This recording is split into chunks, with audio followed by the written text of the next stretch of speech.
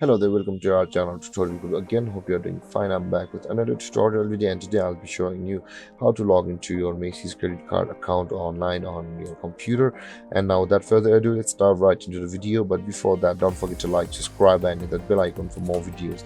Now to log into your Macy's credit card account online, first open up your preferred browser, as I have already opened the Google Chrome, and in the search bar click over there and type in Macys.com like this and hit enter, or you can simply search for Macy's credit card login like this on the Google itself.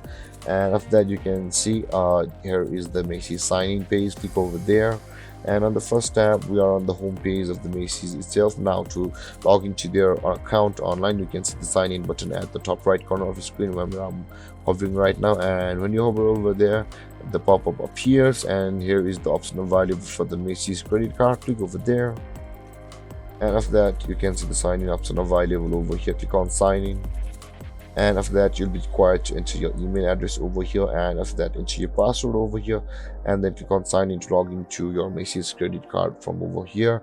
Or if you have forgotten your password, simply click on forgot your password to go through a procedure to retrieve your password.